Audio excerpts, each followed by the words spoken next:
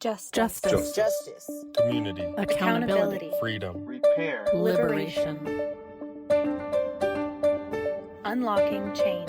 Unlocking change. Unlocking change. Unlocking change. Accountability. Accountability. Repair, liberation. Unlocking change. Unlocking change. Unlocking change. Unlocking change. Unlocking change. This is Colorado Radio for Justice, and this is Unlocking Change. I'm Trevor Jones. And I'm Tiffany McCoy. Today, it's part 2 of our conversation with Emma Mclean-Riggs, staff attorney at the ACLU of Colorado, the American Civil Liberties Union. Previously, McClean-Riggs gave us a close look at what she describes as an immigration rights emergency in our country. Today, McClean-Riggs shares how the ACLU of Colorado is working for human rights on other fronts as well, and she shares a personal glimpse of what propelled her into this work. What I wanted for my abuser was not for him to be punished. I wanted what happened to me not to happen to other kids. So that all kind of led me into how do we do something that works? Until we stop putting all of our money and our resources and our time and attention into punishing people, we're never going to have enough money and resources and time and attention to prevent what's happening. It's Emma Mclean-Riggs from the ACLU of Colorado here on Unlocking Change. You did mention some of the things that are actually helpful for making society safer and more healthy. And some of those included reduction of poverty. And we think that there's some moves to potentially make things more difficult for people who are already impoverished. So what are the things that are happening right now that might make being unhoused a crime? Yeah, so we've seen kind of this ongoing battle over the last few years over what we would call the criminalization of existing in public. So the criminalization of sleeping with a cover against the elements. These are often called camping bans. I feel very specific that we should not be calling them camping bans. We should be calling them blanket bans. Most of them can be invoked by something as simple as a blanket or a tarp rather than a tent, and making those things usually municipal level crimes. So crimes that carry fines and often ultimately jail time, and that's certainly true in our state. We are involved in litigation against the city of Boulder over their blanket ban ordinance right now, a state constitutional challenge to that criminalization. So we've had, I guess I'll back up and say, this has been kind of a conversation and a battle for quite some years now, is this conversation about criminalizing existing in public. There was a great case called Martin versus Boise that said that you cannot criminalize existing in public through blanket bans or sleeping bans. We lost at the Supreme Court very recently that protection. So Grants Pass was the name of the case, held that cities and states can criminalize camping, sleeping on the ground, that kind of thing. And we at the ACLU of Colorado are proceeding with our own case, which is based on the Colorado state constitution and therefore not impacted by Grants Pass, articulating that that is a violation of Colorado's Eighth Amendment equivalent. The escalation that we've seen recently is about this recent Trump executive order, which is pushing a narrative about people who are unhoused that we think is very dangerous, that is urging the expansion of criminalization, but also the expansion of asylums. And when I saw this executive order, I have to tell you, I was like, are you kidding me right now? I have to litigate over asylums? I thought we were done. I thought I was like the next generation of lawyers and didn't have to litigate over asylums and we could do something else. Not the case. We're going to see kind of retrenchment. We're also seeing in DC displacement, criminalization of our unhoused communities. And so not only are we seeing what I think is kind of an explicit moral wrong, which is the criminalization of having nowhere else to go and nothing else, we are also seeing I think an exacerbation of that cycle of poverty, because obviously if someone already has nothing, they are hit with a $50 fine for sleeping under a tarp. Now that's $50 that as they earn, they need to be paying back to the court and not using to save for a place to live, buy clothing that could protect them better from the elements, like that sort of downward spiral into increasingly entrenched poverty. So that is another place in which we're seeing really significant attacks on the most vulnerable people in our community, is that criminalization of poverty. So with these sleeping bans and, like they don't want you to be covered, do they offer other options? Like, what are people supposed to do? Yeah, so our litigation against the city of Boulder is explicitly the combination of their available shelter space and their blanket bans. And they have sort of two types of bans. They have tent bans, and they also have these blanket bans or cover bans. They also do not have sufficient shelter space in Boulder for the entire unhoused population, just as a sort of numeric truth. There are not enough beds on any given night for everyone who is unhoused. But sort of beyond that, we then have the requirements of the shelters that make them inaccessible for lots of people. So families have to split up. There's no sort of family shelter option. Boulder's shelter in particular has particular hours that you have to show up to be eligible for overnight shelter.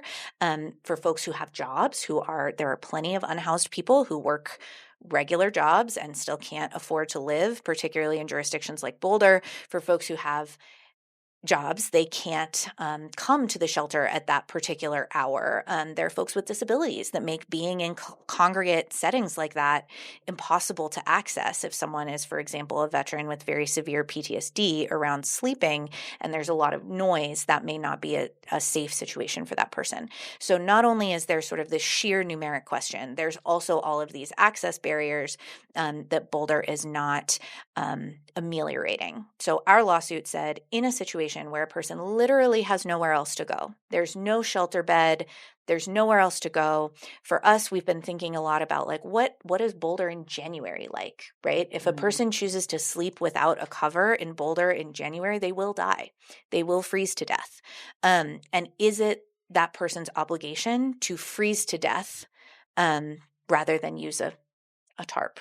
Right.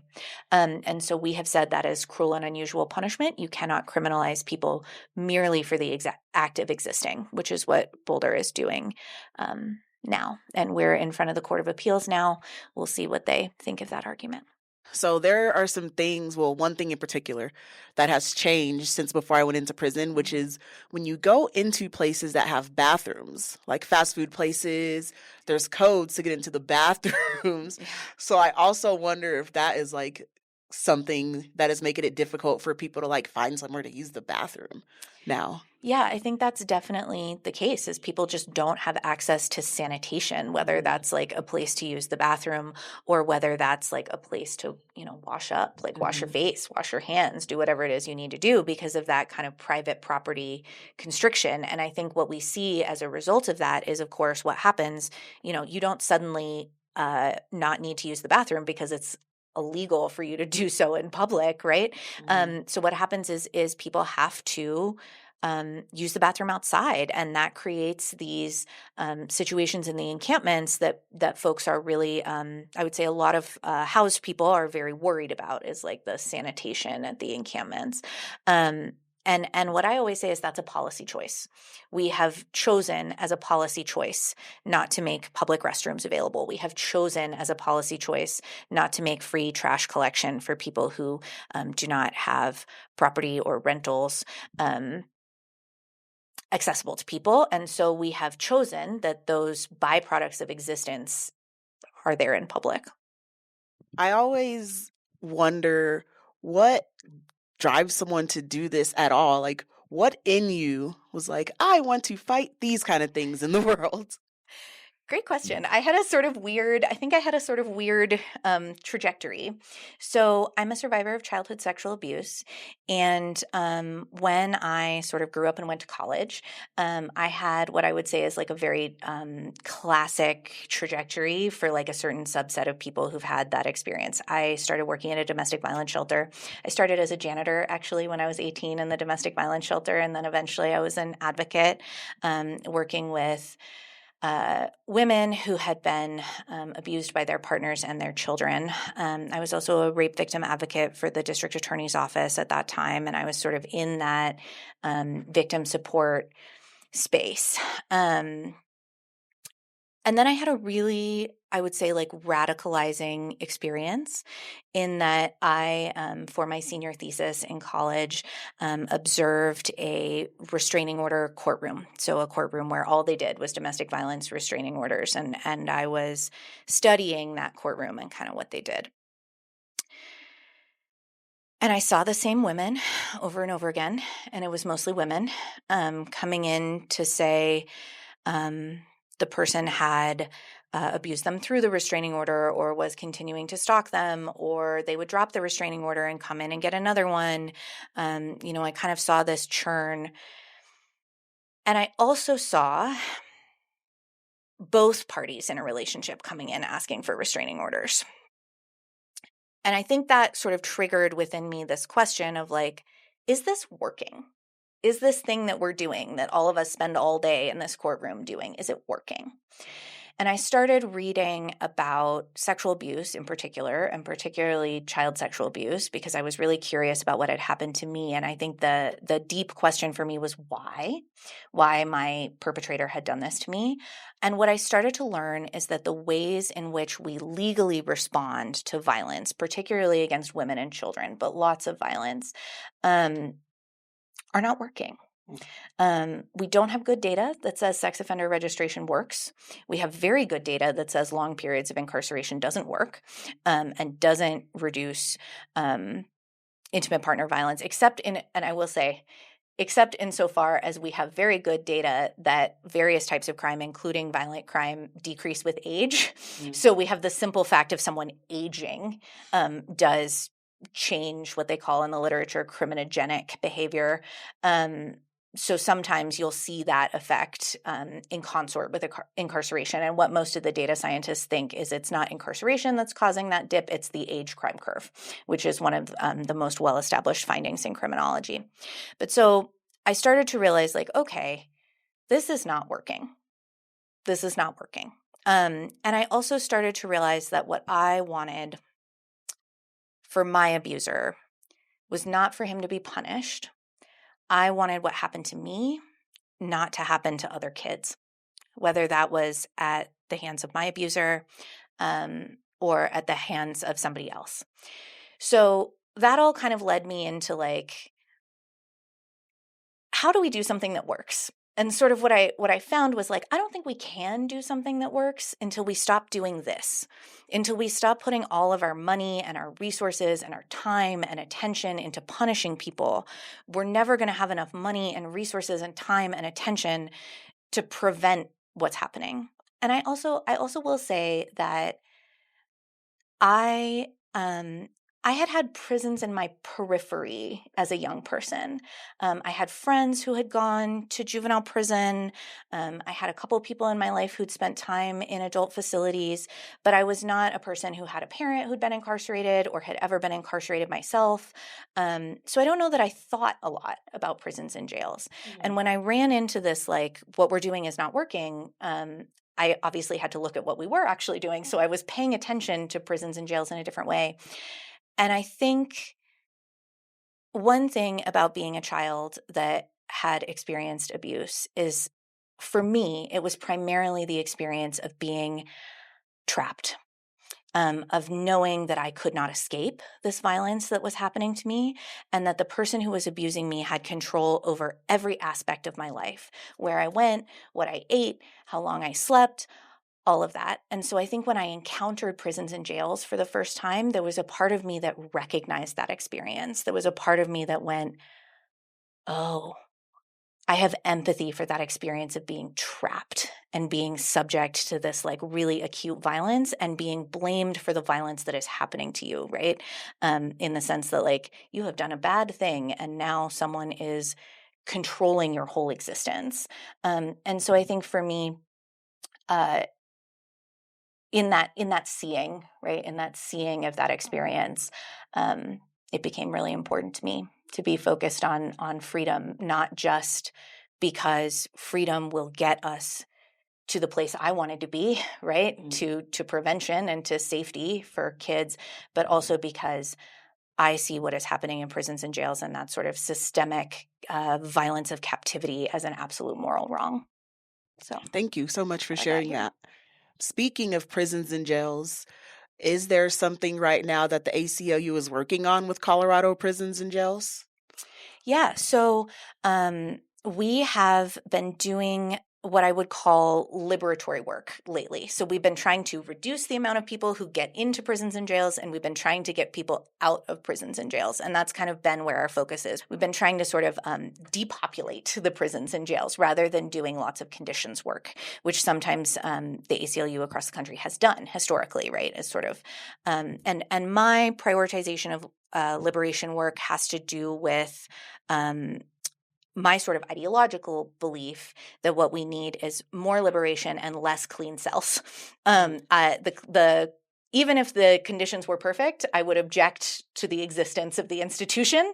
So I try not to kind of focus on the conditions. That being said, people are really suffering, and we have to kind of meet people where they are. And one of the things that I am investigating lately is the conditions of people with severe mental illness in our prisons and jails.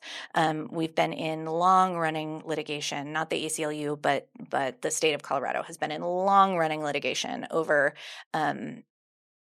people sitting in the jails waiting for restoration to competency, and sort of the lack of appropriate state care there.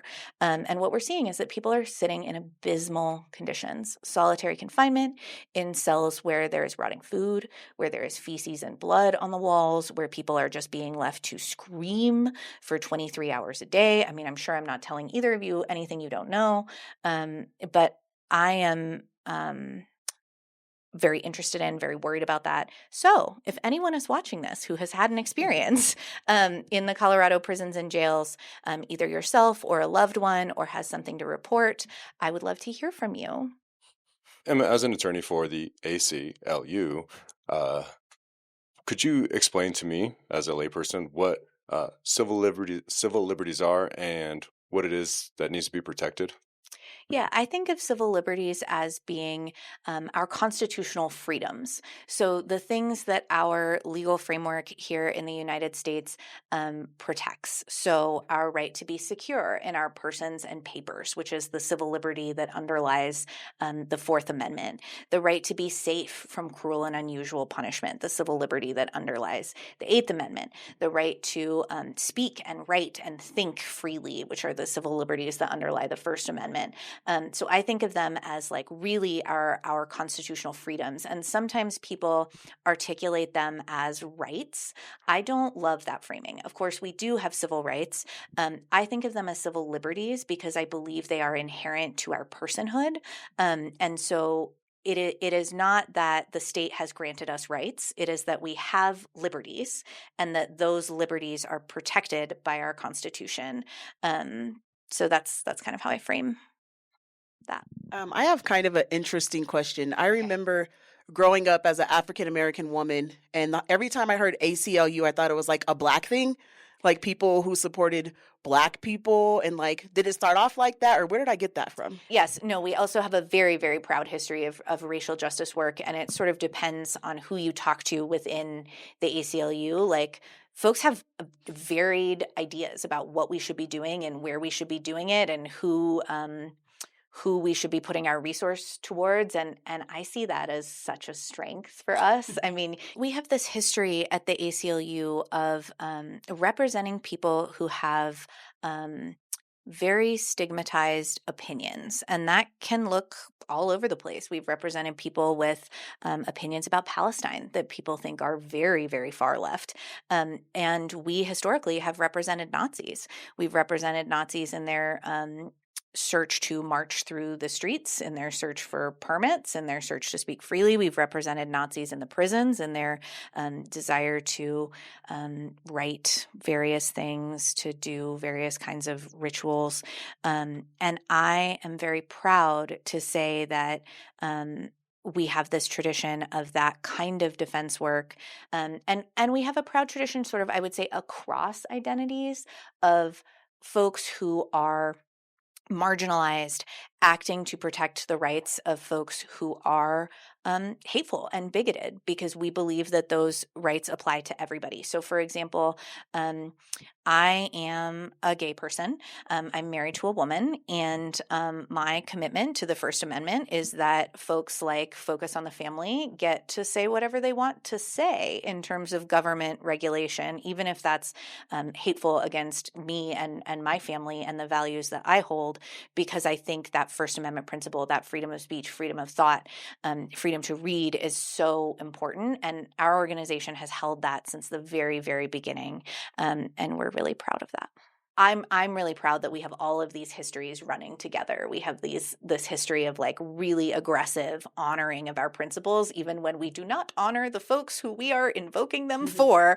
And also this really cool history of working for racial justice and for queer justice and all these things that are really values aligned for me. How does the ACLU receive financial assistance or support? Can people volunteer? Do you guys have like donation spots? What works? Love talking about this. So people often make the assumption that the ACLU is sort of a very well-funded behemoth in the space. And we are, as nonprofits sort of go, a big player in the space. We are desperate for funding. We need people's help to do what we do. And it's because the work that we do is really expensive. These types of lawsuits that sort of have this massive scope, very, very expensive. These types of investigations, very, very expensive, not just in terms of staff time, but in terms of like experts, copying fees. I am always trying to hustle for money for my records requests that I do. So we really do need folks' help. We have a donation page, so anyone can go and donate. I really encourage you, selfishly, for us to donate to the ACLU of Colorado, specifically the affiliate, because we need the money and we haven't seen the same sort of influx that we did in the last administration. Yes, folks can volunteer. They largely volunteer with our organizing department, and I am underqualified in that space. So I will encourage people to contact our organizers. I know that folks kind of fit in different places depending on what they're interested in and what their skill level is. I know it's really helpful in legislative session for us to have volunteers, and our organizing and policy department works together a lot. And in terms of how we can help you, I just want to let everybody know that we have a legal intake form on our website, and that intake form will ask you a whole bunch of questions if there's a situation in which you feel like your rights or the rights of someone you care about are being violated. And we get about 3,000 intakes a year, so we get a lot of requests for help. We investigate very few of them, and we take even fewer cases because of the way our model works and our capacity. But I want folks to know that that's out there and that you can write to us, and that we review every single one of those intakes individually. So if you write to us, we see it. So yeah, we want to hear from folks who need our help. You obviously get up and go to work every morning. You fight this fight, and you come talk to people like us. Do you have a vision of what this society could look like, or what a just state might be? And if you do have that vision, what does it look like? And is there any way for us to get there?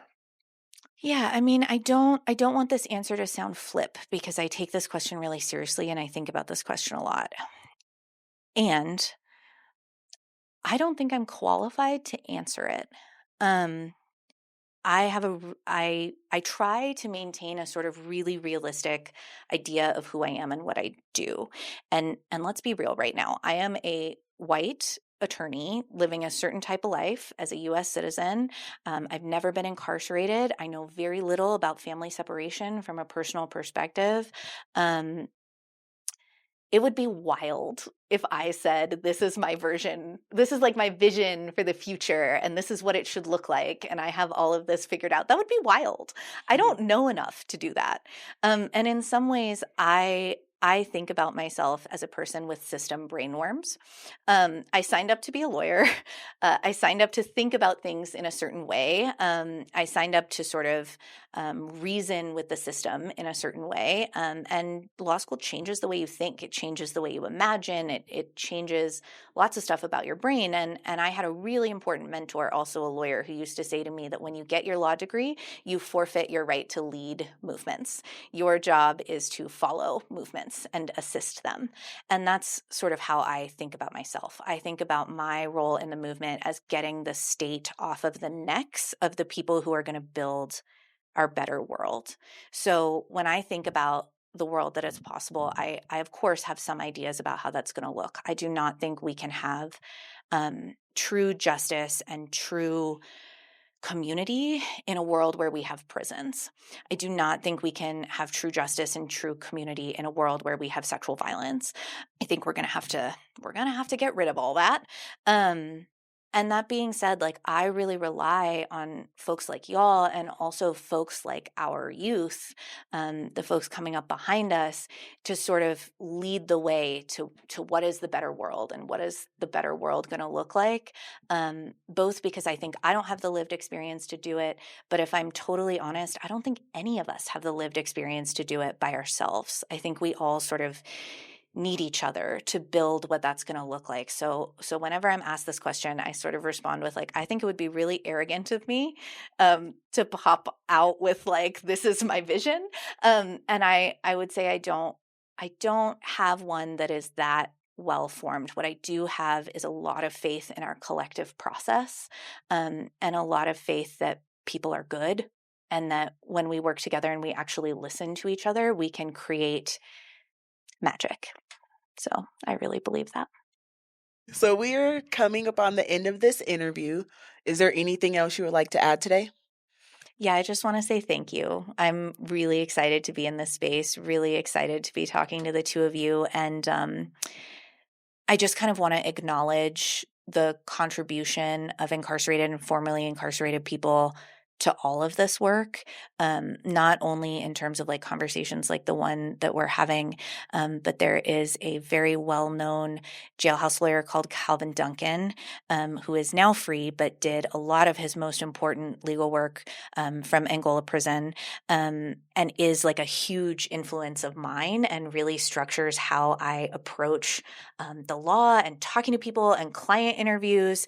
And so I just want to say, like, I really appreciate you guys having me here. And I also want to uplift our comrades in the prisons and jails and say that, like, there is no prison litigation that has ever been done by a lawyer outside like me that has done anything useful that hasn't had folks on the inside thinking about not only like what they need, but like what they want, like what the solution is.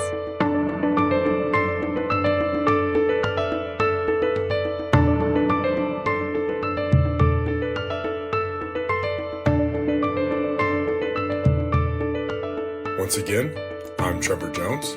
And I'm Tiffany McCoy. Unlocking Change is a production of Colorado Radio for Justice. Catch a fresh episode of Unlocking Change every first Friday of the month on our airwaves. And find it on demand on YouTube and wherever you get your podcasts.